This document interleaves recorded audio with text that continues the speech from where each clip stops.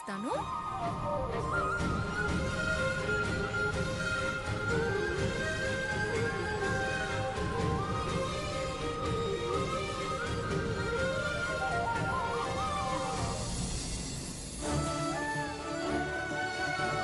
Water తాగు.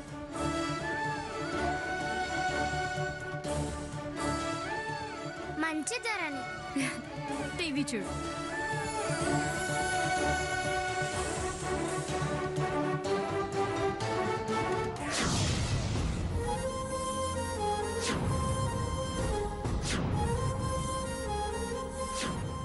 కూతురు అవుతుంది. మళ్ళీ బ్రహ్మముడి వేయండి. నేను ఆదిత్య గారితో కలిసి సప్తపది చేస్తాను.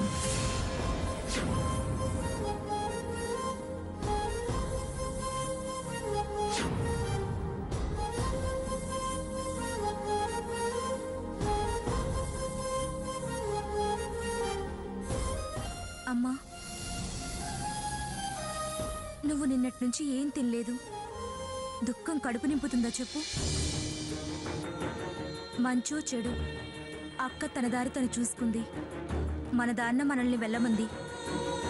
నువ్విలా కుమిలిపోతే ఏం లాభం చెప్పు? ముందు కాస్త అన్నం తినమ్మా.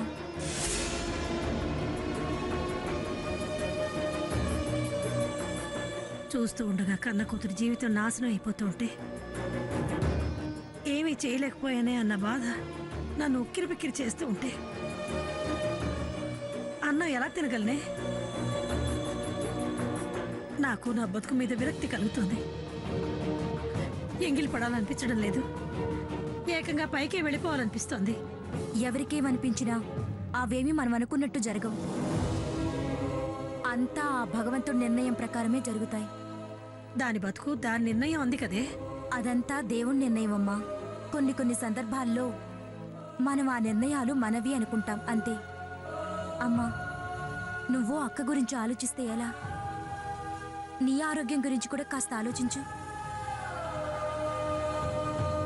అక్క తనకు తాను ఆలోచించుకోగలదు, కానీ నీకు మరో 2 కూతుర్లున్నారు. వాళ్లకు వాళ్ళుగా ఆలోచించుకోలేరు, నిర్ణయాలు తీసుకోలేరు. వాళ్ల కోసమైనా నువ్వు ధైర్యం తెచ్చుకోవాలమ్మా. మీరు మాత్రం ఏం తక్కువ తిన్నారే? అది మొండితనానికి పోయి నన్ను కాదంటే మీరు అక్కే కరెక్ట్ అన్నవాళ్ళగా. దానికన్నా మీరేం తక్కువ తినలేదు. అమ్మా, ఎందుకమ్మా అక్క గురించి అంత బాధపడి అన్నం మానేస్తావు? అక్క ధైర్యంగా అంత నిర్ణయం తీసుకుంది అంటే దాని వెనక ఏదో కారణం ఉండే ఉంటుంది. తను హ్యాపీగానే ఉంటుంది.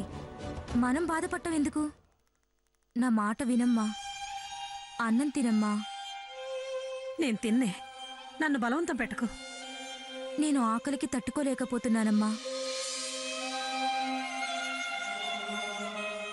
పస్తులుండడం నా వల్ల కావట్లేదమ్మా. అమ్మా, ప్లీజ్ అమ్మా.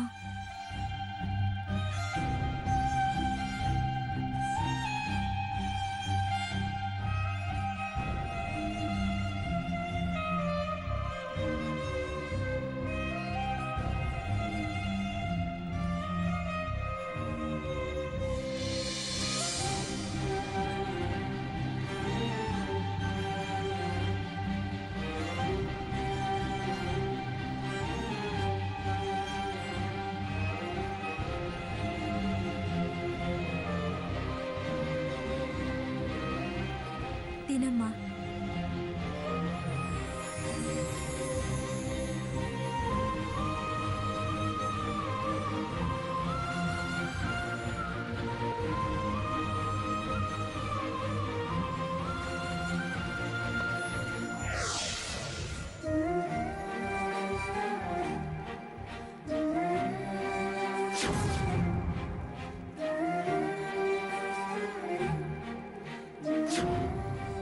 కూతురు అవుతుంది.